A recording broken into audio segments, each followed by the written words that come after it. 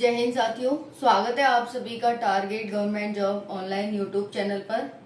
Friends, इस video में हम बात करने वाले हैं अलंकार के बारे में। अलंकार कितने प्रकार के होते हैं, कैसे पहचाने कि कौन सा अलंकार है। एग्जाम पॉइंट ऑफ व्यू से मोस्ट इम्पोर्टेंट टॉपिक होने वाला है। शॉर्ट में हम इस टॉपिक को देखने वाले हैं। अलंकार क्या होते हैं, कितने प्रकार के होते हैं, कैसे पहचाना जाए कि कौन सा अलंकार है।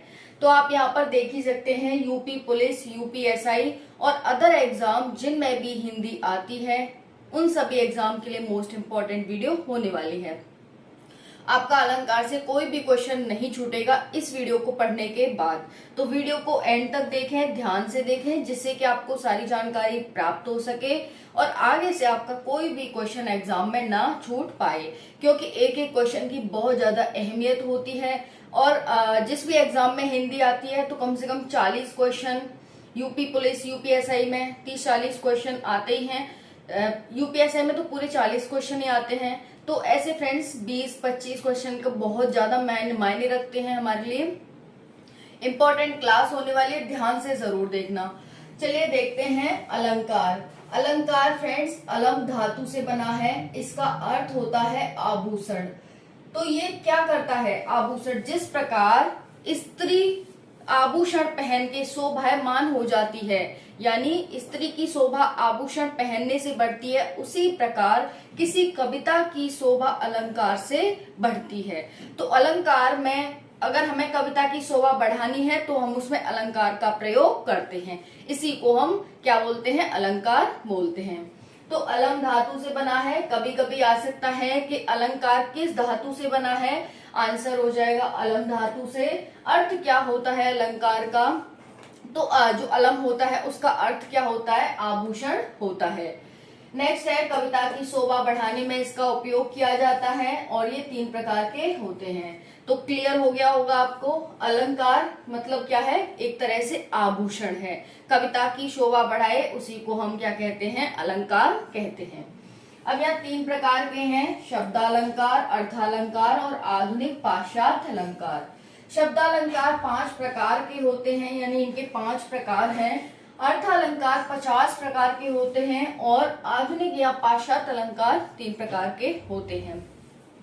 अब यहाँ पर देखो, जनरली तो ये पूछा नहीं जाता है कि शब्दालंकार कितने प्रकार के होते हैं, अर्थालंकार कितने प्रकार के होते हैं, या फिर पाश्चात्य अलंकार कितने प्रकार के होते हैं। बट कभी, क्योंकि एग्जाम का जो पैटर्न होता है, एग्जामिनर के पूछने का जो तरीका होता है वो चेंज होता रहता है, तो कभी पूछ लिया जाए आपसे, क्योंकि कंपटीशन है। कंपटीशन में क्या होगा, जो बच्चा इसका रिप्लाई देगा, पढ़ेगा, वो इसका रिप्लाई देगा और रिप्लाई देगा तो वो सिलेक्ट होगा।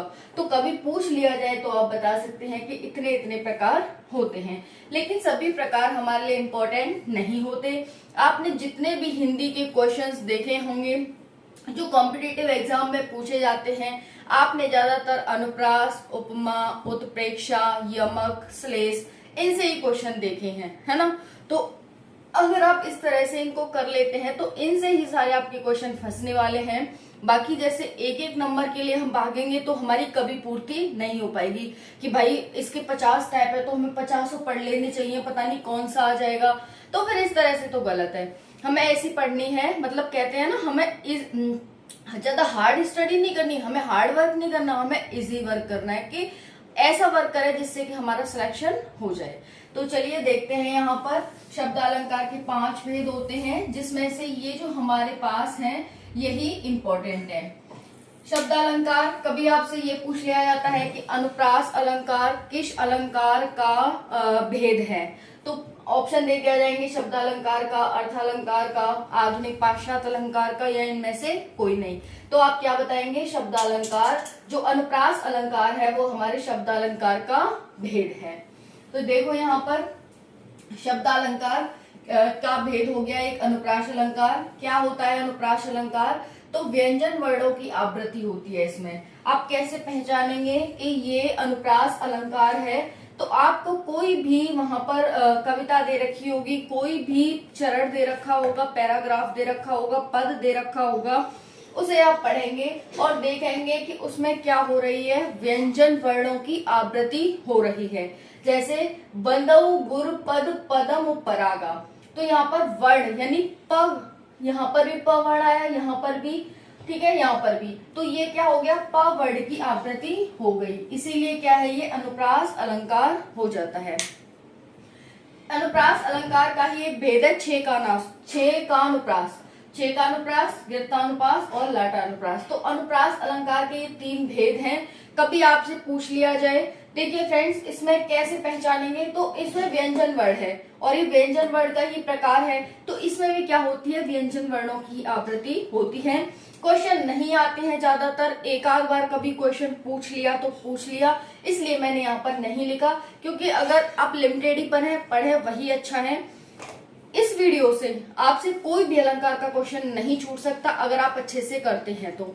अगर आपको समझ आ जाता है अनुप्रास अलंकार, श्लेष अलंकार, यमक अलंकार और बाकी ये वाले अलंकार समझ आ जाते हैं आपको अच्छे से और वीडियो को पढ़ेंगे तो जरूर आएंगे। अब बात करते हैं तो अनुप्रास अलंकार के भेद कौन से हो गए, ये तीन भेद होते हैं, इनमें भी व्यंजन वर्णों की आवृत्ति होती है। यमक अलंकार में क्या होता है, शब्दों की आवृत्ति होती है। अभी इसमें तो वर्णों की आवृत्ति हो रही थी, कौन से वर्ण थे, व्यंजन वर्ण, इसमें शब्दों की आवृत्ति होती है। शब्द जैसे कनक कनक ते 100 गुनी, कनक कनक ते 100 गुनी, मादकता अधिकाय, या खाए बोराय जग बा खाए बोराय। तो ये क्या है, हमारे पास एक पद है, चरण है, इसमें क्या हो रहा है, कनक कनक शब्द रिपीट हो रहा है, एक ही शब्द है लेकिन एक शब्द के अलग अलग अर्थ हैं। एक कनक का सोना मतलब होता है तो एक कनक का धतूरा। तो यमक की पहचान कैसे करें कि इसमें शब्दों की आवृत्ति होती है, शब्दों की आवृत्ति होगी और उसके बाद क्या होगा यहाँ पर कि उनका अर्थ अलग अलग होगा। तो एक ही अर्थ है लेकिन अर्थ क्या है, एक ही शब्द है लेकिन अर्थ अलग अलग है, इसीलिए क्या हो जाएगा, यमक अलंकार हो जाएगा। अब ये तो नहीं होगा कि आपने मतलब इतने सारे शब्द, इतनी सारे कविता हैं, चरण हैं, पद हैं, नहीं पढ़े होंगे, आप कैसे पहचानेंगे कौन सा है। तो देखो पहले आप क्या करेंगे, यही देखेंगे कि इसमें किसकी आवृत्ति हो रही है, वर्णों की। वर्ण क्या होता है, जैसे वर्ण हो गया, यहाँ पर शब्द क्या है, ये पूरा, जिसमें एक या एक से अधिक वर्ण हो उससे शब्द बनता है, तो यहाँ पर ये बन रहा है, समझ आ गया होगा। नेक्स्ट है श्लेष अलंकार, एक शब्द में एक से अधिक अर्थ होते हैं, यानी शब्द एक ही होगा, यहाँ पर क्या है, अलग अलग शब्द थे, अलग अलग अर्थ, एक शब्द का अलग अलग अर्थ थे, यहाँ पर क्या होगा, एक शब्द में शब्द एक ही होगा और उसके अलग अलग अर्थ होंगे। जैसे रहीमन पानी राखिए, बिन पानी सब सून, पानी गए न उबरे, मोती मानुष चून। तो यहाँ पर देखिए, यहाँ पर तो आवृत्ति हुई है कनक कनक, पहचान लेंगे यमक अलंकार है।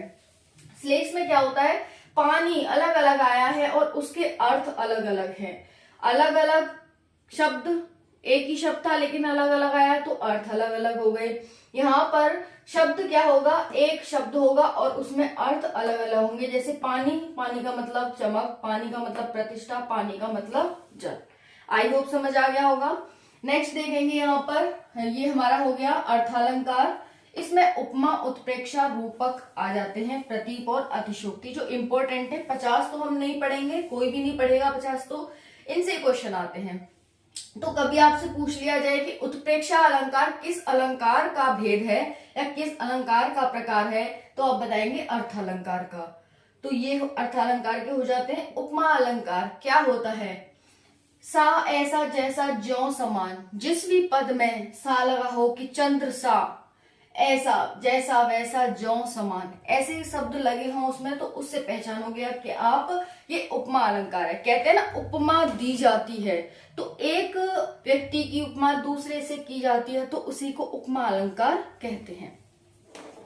यहाँ पर चांद जैसा मुख, यानी चांद जैसा मुख, मुख कैसा बना दिया, चांद जैसा, चांद जैसा मुख। मुख क्या है बच्चे, जो भी इंसान है उसका चांद जैसा है।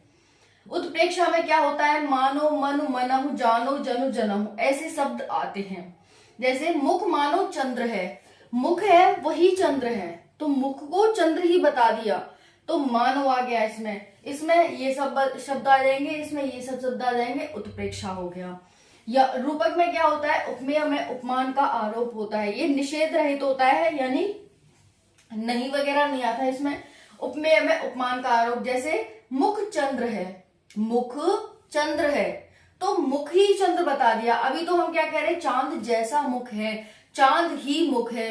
अब यहां पर कह दिया कि मुख ही चंद्र है, तो इसमें कैसे पहचानेंगे कि उपमेय में उपमान की का आरोप बता दिया, संभावना बता दी, ऐसे रूपक को पहचानेंगे आप। फिर हो गया प्रतीक, उपमा का उल्टा होता है ये, इसमें मुख सा चंद्र है, मुख सा यानी मुख जैसा चंद्र है। फिर आती है अतिशोक्ति, इसमें बहुत बढ़ा चढ़ाकर बात को कहा जाता है, सीमा से बाहर ही बता दिया जाता है, यानी यह चंद्र है, यह चंद्र है, तो इस तरह से उपमा को बढ़ा चढ़ाकर बताया जाता है, तो उसे हम अतिशोक्ति कहते हैं।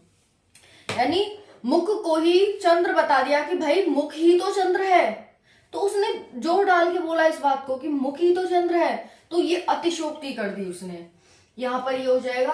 बाकी आधुनिक पाश्चात्य अलंकार से कोई भी नहीं आता है, तो जरूरी नहीं है, आपको बस उपमा, उत्प्रेक्षा, रूपक और अनुप्रास, यमक, श्लेष ये अलंकार आने चाहिए, कोई क्वेश्चन नहीं छूट सकता।